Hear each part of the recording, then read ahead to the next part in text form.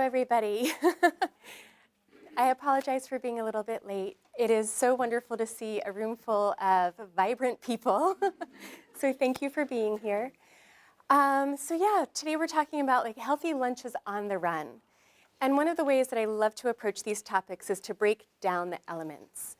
So first I'd like to start with, what do we mean by healthy?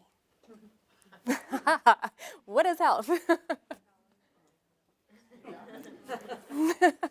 There's an element of quiet.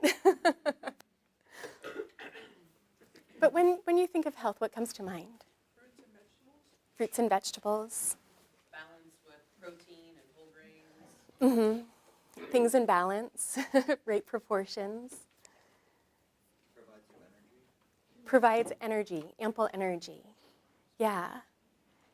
Yes. Not processed. Whole, natural form. Yep.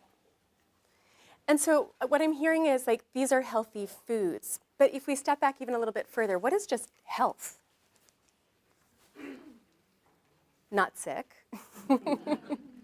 But when we're talking about not sick, what are we talking about? Energy, being able to sleep, being able to perform the activities you need to perform. Yeah.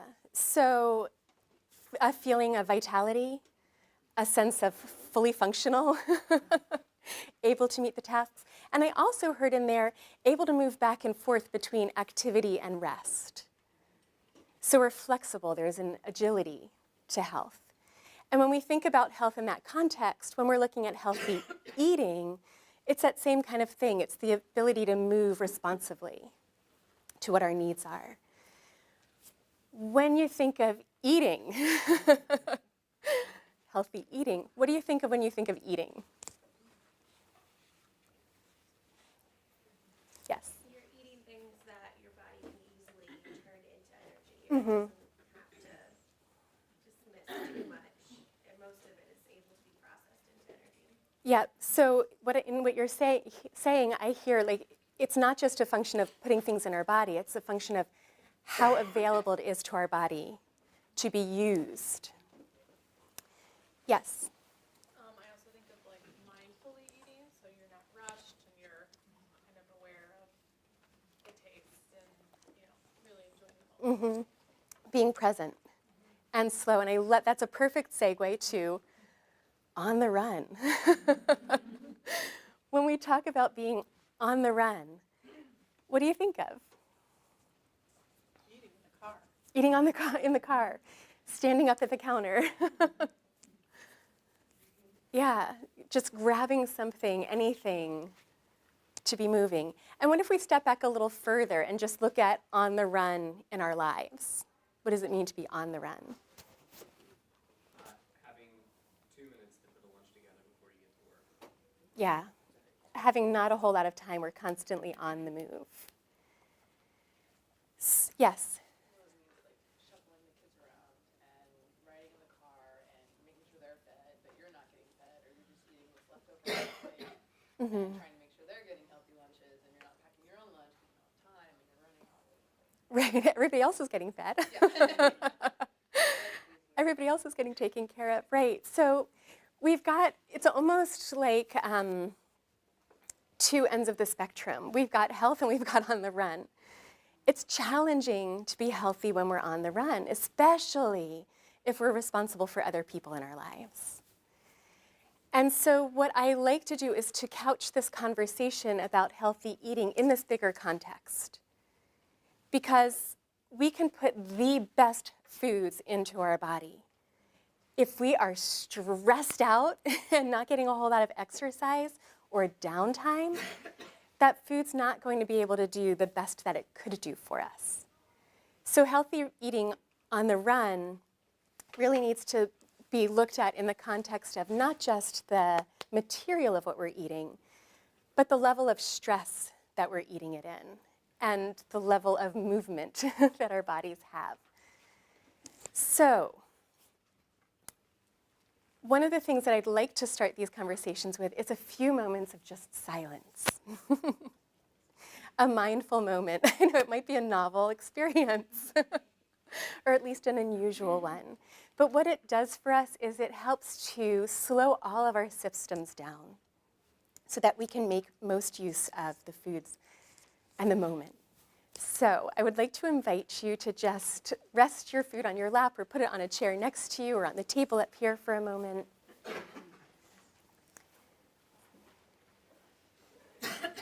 And before we get into the mindfulness, I'd like you to just notice what the feeling of the room is right now.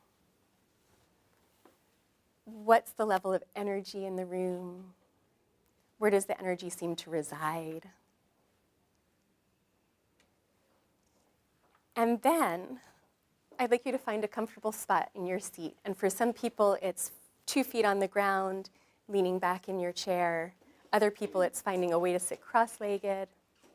And for some people, it's coming up to the front of the seat so that your legs can be parallel and your feet flat on the ground. And once you're in that position, just find a way to relax your arms, whether it's on your lap or next to you. And then if you're comfortable, close your eyes and cut out some of that external sensory information. And if you're not quite comfortable with closing your eyes, just find a place to alight your eyes and soften your gaze.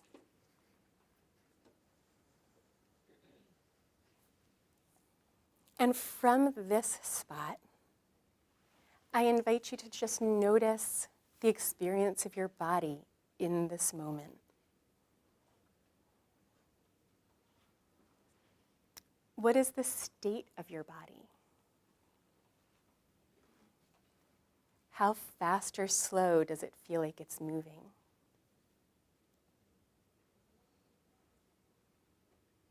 How much tension or relaxation is present?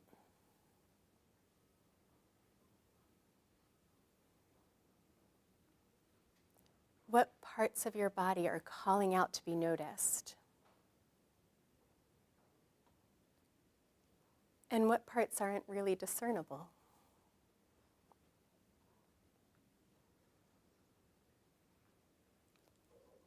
And if there's anything that you need to do to get more comfortable, please at any time in the next few minutes make that adjustment.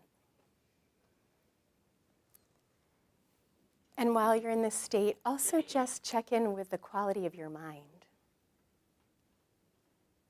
How fast or slow is it moving? What direction is your attention going?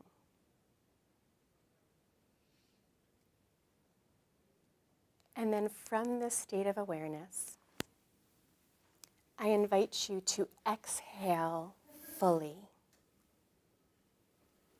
And once you've exhaled, take 3 deep breaths, emptying and filling your lungs each time.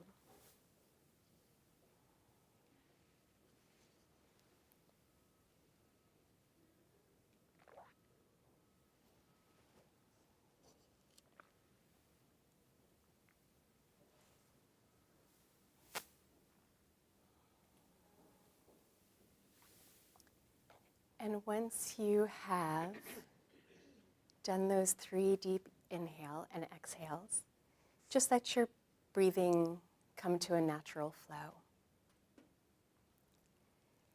And find some sensation involved with breathing to focus your attention on. It might be the feeling of your ribs and abdomen expanding and contracting.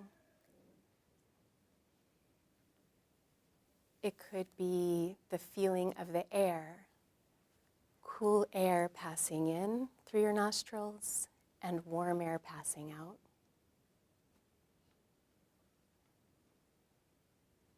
It could be the sound of your breath gently flowing.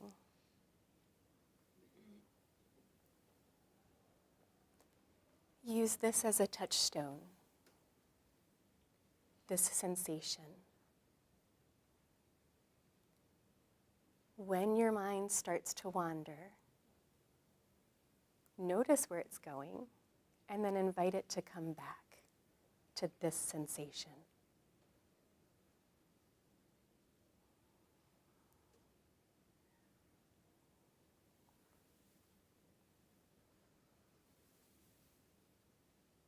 And we'll just take a couple more minutes to breathe and be.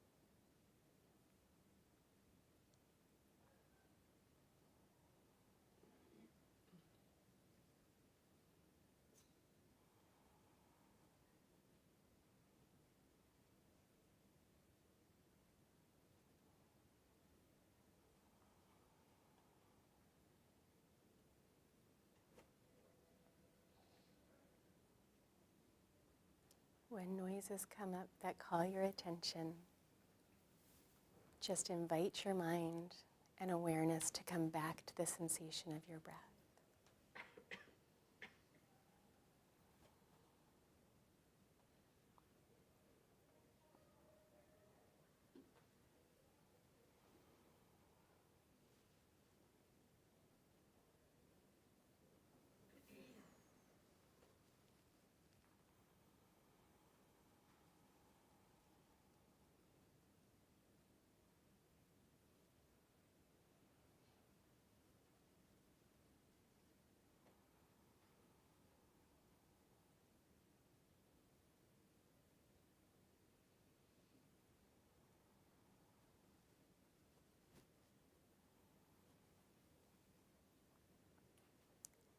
In a moment, we're going to slowly bring our attention back to the conversation. Before we do that, I'd like you to just take another look at how your mind and body are feeling.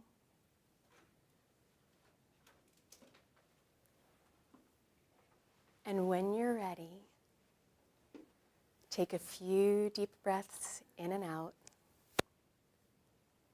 and then gently move your body and open your eyes.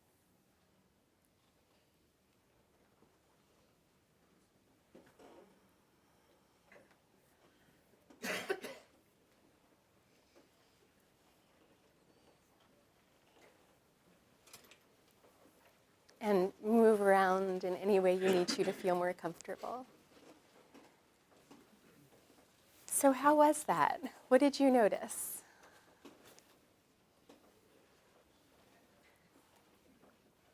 I was focusing on noises outside, and then I'd have to bring myself back quite often. Yes. If you Yeah. didn't remind me to, I would have stayed away. Yes. Yep. That's why in a mindfulness meditation, it's really helpful to have an anchor, something to come back to when you realize, wait a minute, I've just relocated. Yeah. What else did people notice? Yes. I noticed that my mouth felt spicy from the sauce from one of the sandwiches. And then I actually noticed like fullness, even though before I was thinking, oh, are there any more sandwiches? But I'm like, no, wait, that's fullness. Yeah. So there's a little bit more time to just notice where we're at. What did you notice about your body or your mind comparing before and after?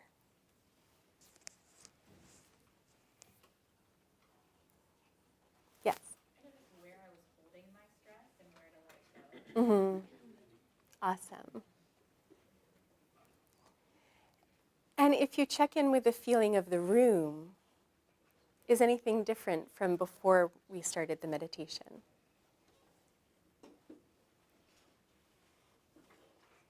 Yes.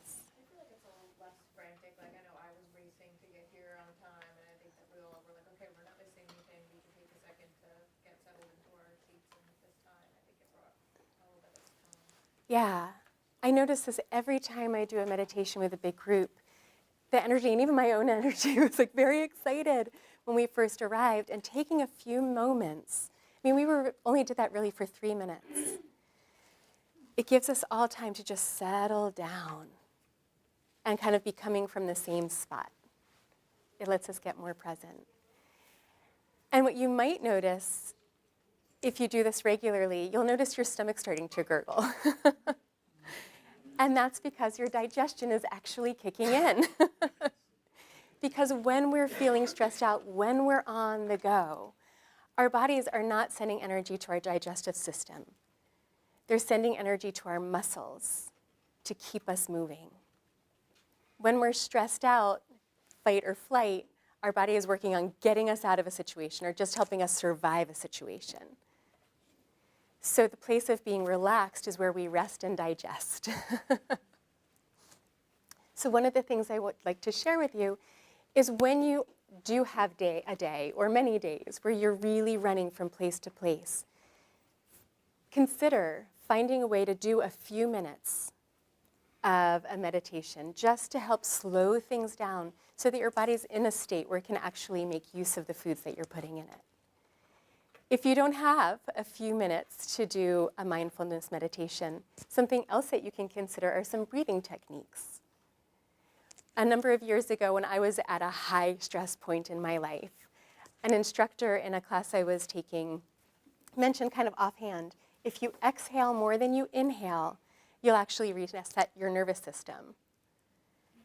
And that captivated me, because my stress trigger level was like up here. The smallest thing could fly me off the handle. And so for about a month, obsessively, I inhaled for 4 counts and exhaled for 8 counts. I did it when I woke up and before I went to sleep. I did it when I was making breakfast and while I was eating breakfast and while I was cleaning up from breakfast and so on. And amazingly, over the course of the month, my stress trigger level went from here to about here. It plummeted. And then over the next few months, I continued a little less obsessively, but I continued a regular practice of exhaling longer than I inhaled, and my stress trigger level continued to go down. Controlling our breath is an amazing way of controlling our stress levels and moving us from a place of reactivity to a place of responsiveness. And so I'd like to invite you to just try 3 simple breaths like this, just so you can feel what it will do. And so again, we'll start with an exhale. We always start with an exhale just to clear out our lungs and prepare it for a nice big breath. So when you're ready, we'll exhale and inhale. 2, 3, 4. Exhale. 2, 3, 4, 5, 6, 7, 8. Inhale. 2, 3, 4. Exhale. 2, 3, 4, 5, 6, 7, 8. Inhale. 2, 3, 4.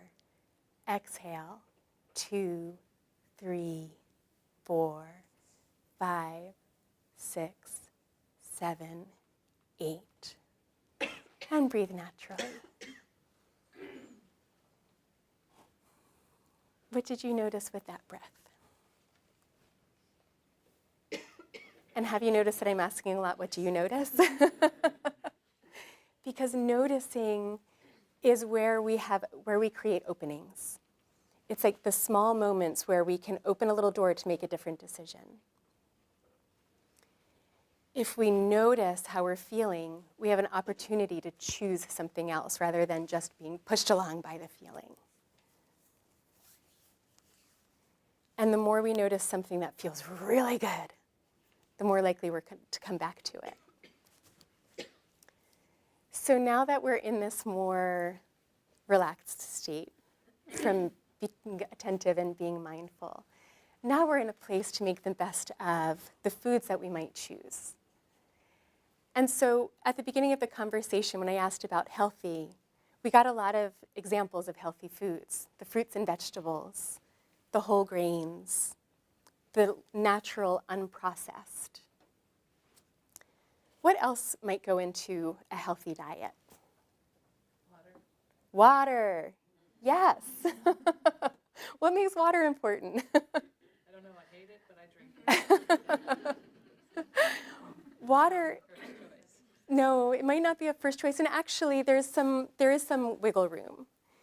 As long as you're ingesting liquids, it doesn't have to be strict water. It can be broths from a soup. It can be a light fruit juice. The nice thing about water is it doesn't have calories. And cutting out one soda or one can or bottle of juice a day can actually take off 15 pounds over the course of a year. Just making that one adjustment. Because there's about 300 calories, give or take, in each one of those. But water actually contributes to the feeling of stress that we experience or not. When we're dehydrated, even mildly dehydrated, our bodies are in a state of stress. Our blood pressure goes up, our heart rate starts to go up a little bit. So staying hydrated actually helps us to feel more relaxed. It also energizes us. Very often when we're feeling tired, it's actually that we're feeling thirsty. So that can be a helpful place to look. And having some liquid in our digestive system also helps to churn up the juices that will help to digest our foods. So so you've got the fruits and vegetables, the whole grains, the unprocessed foods, the water, the relaxation. How about protein sources? Healthy meats that aren't full of fat, and lower saturated meats, and also vegetable proteins, the beans, the legumes, the nuts and seeds. Fruits, vegetables, grains, the proteins from animal or vegetable sources. So how do we eat them on the run? Well, somebody brought up preparing foods in advance. And that's a really great way to start. Because most of us, when we're running, are going to pick the thing that's quickest and easiest. And if it's already prepared for us, it's easy to grab. It does require creating a window of time to do some of that preparation. But it's very easy to put together a salad. There's this, if you go onto Pinterest and you type in mason jar salads, you're familiar with these. Yeah. There are all sorts of beautiful salads that you can layer. You can do 5 of them at one shot and know that that's going to be available to you for lunch or for a quick dinner.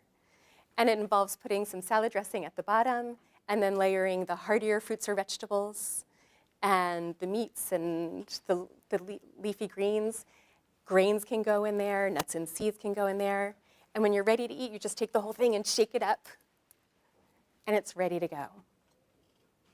What are some other strategies that people have for eating healthfully on the run or preparing ahead of time? Yes? We make extra of whatever we're having for dinner and then just eat it for lunch. Yeah. So making an extra big dinner is helpful for having leftovers. Something that I've always found helpful is at the beginning of the week, whether it's Sunday or Monday, cook a big pot of some kind of grain, whether it's brown rice or a new one that my son and I discovered is called frika, which is a variety of a wheat, and it's got this wonderful chewy, nutty texture. So we'll cook up a big batch of this, and then I'll cook up a big batch of plain beans. And having those 2 staples makes it really easy to do a quick stir fry or to do a quick enchilada. So, because for us, we don't like to eat the same thing every day. And for a lot of people, there's an enjoyment in having variety of flavors. So if you have these 2 basic staples, there are so many different ways that you can choose them. You can refry the beans. You can make them into a soup.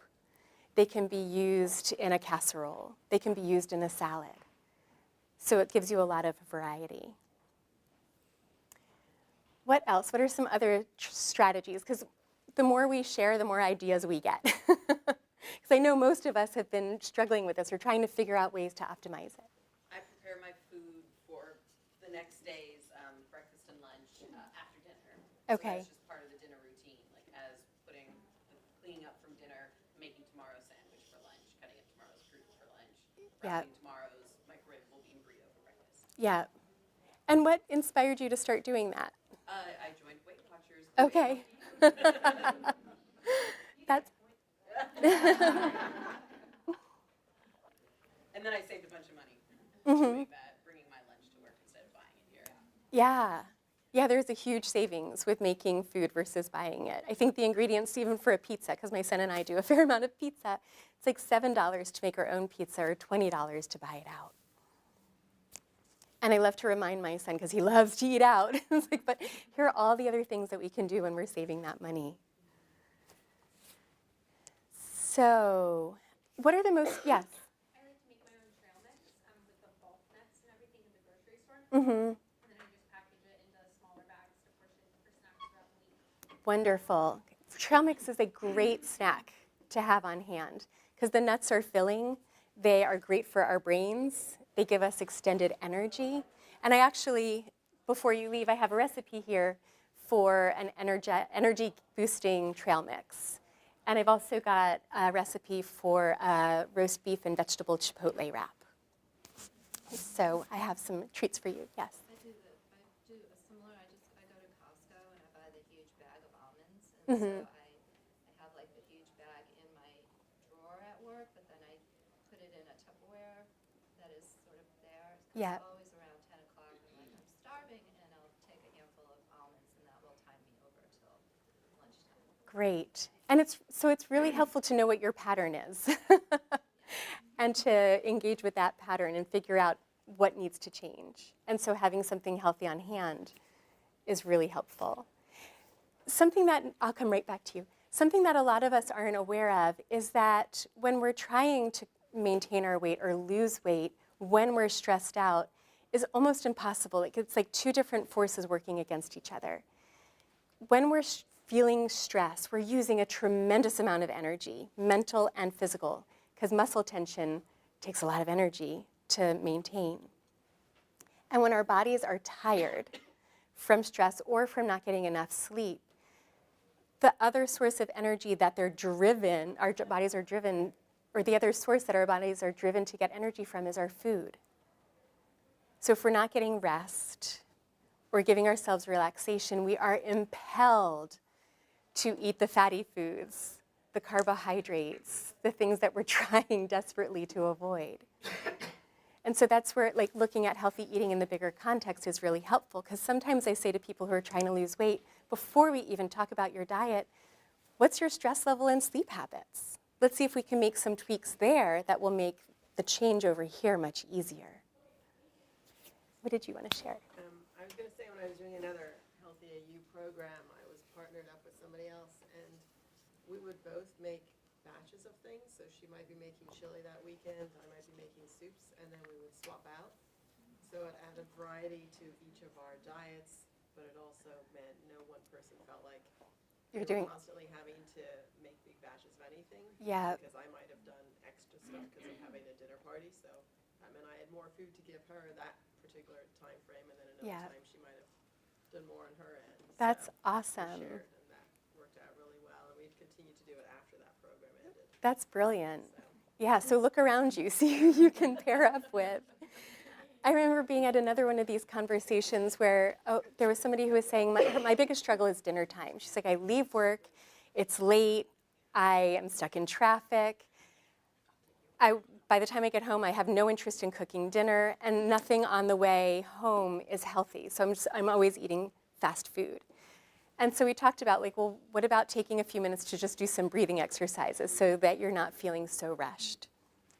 And I suggest, there was another person in the class who said, I always buy the healthy foods, but it sits in my refrigerator and rots because I never got to it.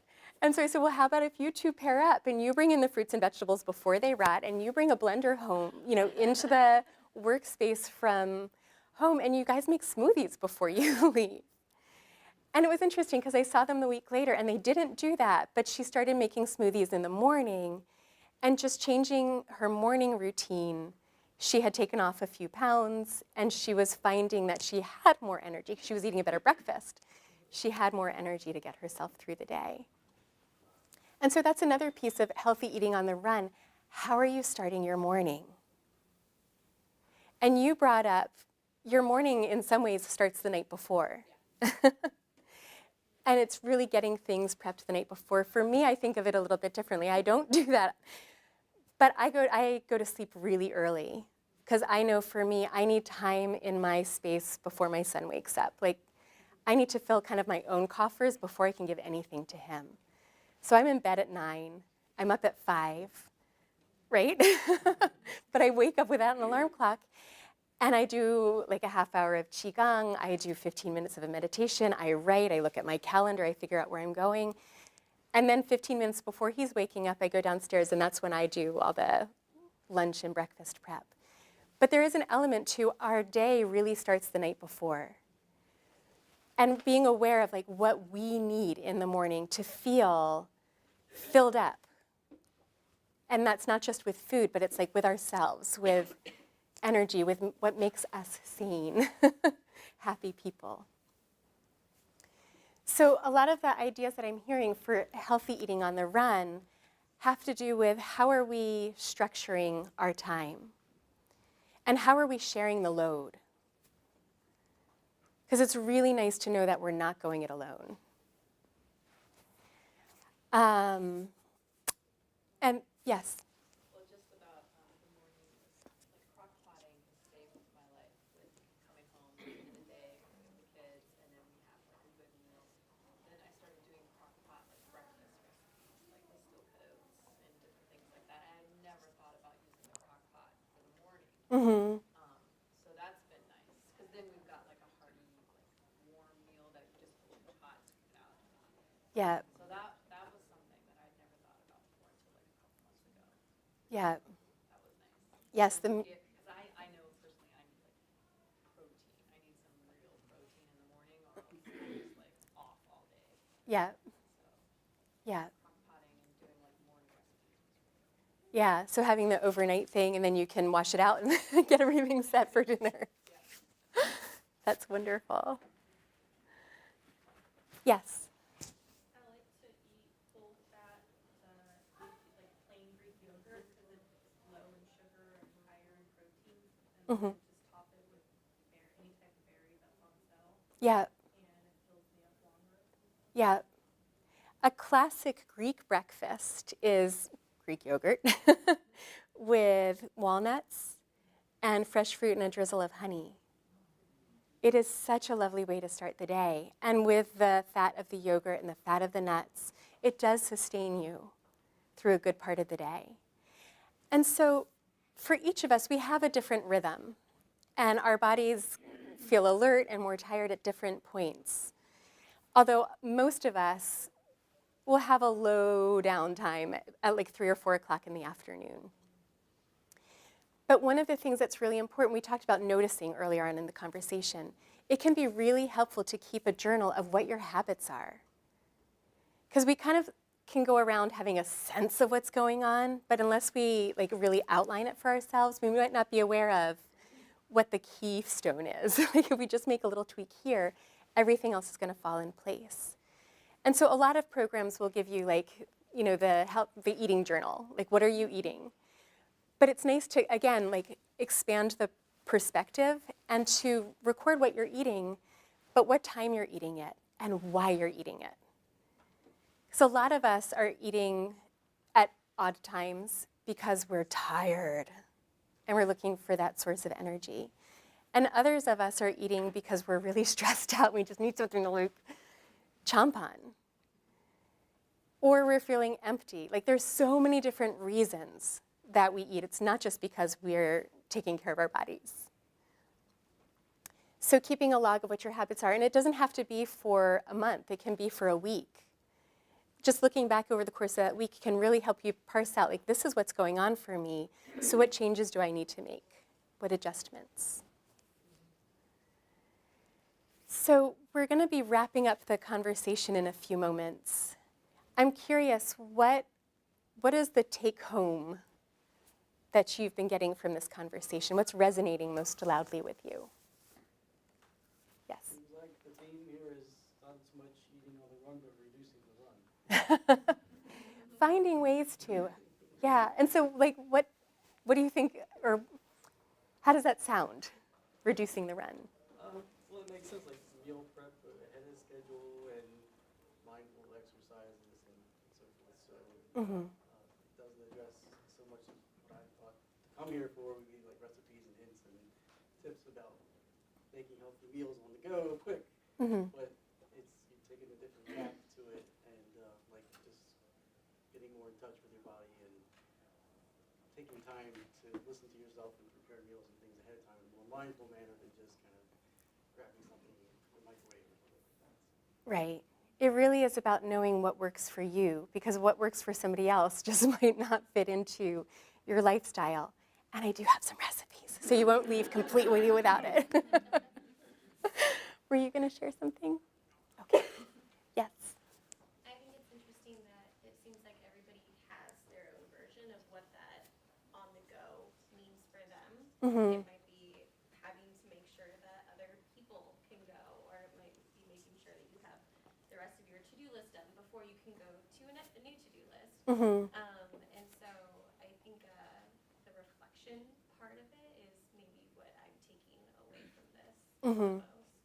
Yeah. Really analyzing my own mind to go needs and what I can do around that space to make it better. Yeah. Yeah. I love playing with the words, because very often I'll ask people, like, how do you feel? And it's like, I feel great. What does that mean? Because for each person, great is something else. For one person, it's like, great, I am relaxed. Another person, like, great, I'm inspired. Another person, great, I got a run in today. It can be so many things. So yes, to really parse out what it means for you is huge. Yes. I don't have a takeaway, but I kind of have a challenge with eating healthy is that I find myself when I do prep for my meals during the week, I don't want to eat what I prep. Like I have a craving for something else, Mm-hmm. something more fresh. How do I Mm-hmm. curb that? Well, I heard some knowing laughter. So how have you worked around that challenge? You haven't. Okay. You haven't. Make the food that you do crave. So like I really do look forward to my morning bean burrito because that's like a treat. And I know it's 7 points on Weight Watchers, and it's like, yeah, I get to have my bean burrito in the morning. So like whatever that thing is that is being prepped, make it the things that you do naturally crave. That is going to be a treat, but also healthy. Yep. I kind of give myself compromises, or so I know that some nights I'm gonna get home and my son's gonna want to eat immediately. So I have like dino nuggets, and that's not the greatest thing, but it's better than like going through the drive-thru. And he'll be fed, and I can start making vegetables or something a little bit more healthy, but he can start the intake Mm-hmm. Mm-hmm. immediately. And so it's not the healthiest, but it's still a good. It's decent. Mm-hmm. Yeah. I think like what you mentioned before, how you have like the grains and the beans like separate. I try to keep a variety of ingredients that I can make into whatever I want, just using different seasoning or ingredients. Yeah. I don't know if you were here for that part. I had talked about earlier on, I'll often make a big pot of like brown rice or some kind of grain, quinoa or something at the beginning of the week. And then I also have a pot of like just beans. And it's just, they're plainly cooked. And then during the week, I can use them to transform them into many other different things. So one night I could make like a bean and vegetable stew. Another night I could make refried bean enchiladas. I can play with the ingredients. So I'm not committing to one flavor at the beginning of the week.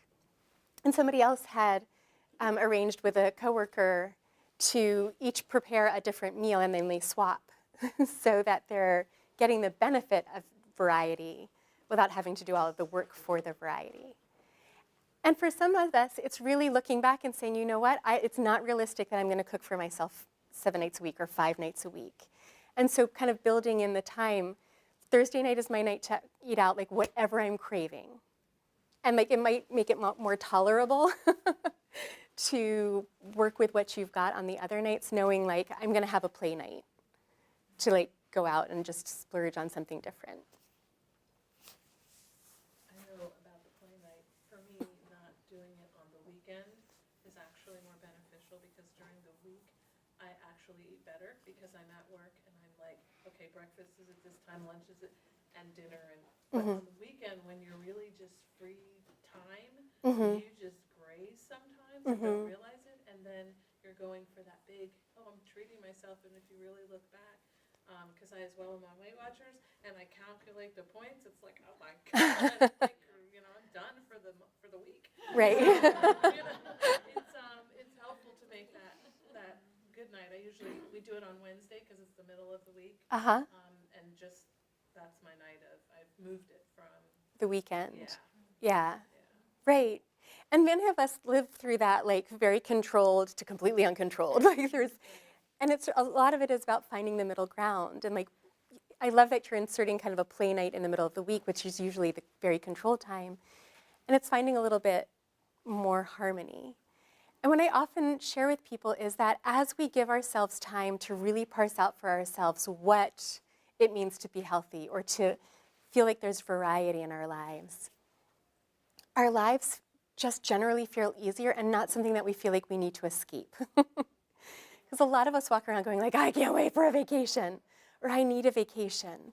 And it's because things are just like, there's no time to just be and find some ease. And so the more we can create the life that works for us, the less we're going to feel like we need to leave it or take a break from it. Are there any questions that you're burning with a desire to know or to think about before you go? Yes. What sort of things can help you not feel so tired in the morning besides a cup of coffee? Sometimes I feel like I have to like sleep 9 hours, otherwise I'm just like not rested. Yeah, and it might be that you need 9 hours of sleep. You might have, just need that. Water. I often start my day with a big glass of water because being mildly dehydrated can make you feel tired. So just starting with a glass of water might help. Doing some kind of movement. If we wake up and we're feeling a little achy and crunchy, that muscle tension is taking energy. And so if we just do some simple things to loosen up our bodies and to kind of stimulate our circulation, that can also help to increase our energy. Okay, you're very welcome. Thank you so much. There is an evaluation coming around. If you could take a few minutes to fill it out, I would really appreciate it. And before you go, please come up to the front. We've got some handouts for you, ideas for healthy snacking, as well as the recipes. And I am available for a little while if you have personal questions that you'd like to ask or just something else that's tickling your brain as you're leaving. But thank you so much for your time and participation. You're welcome.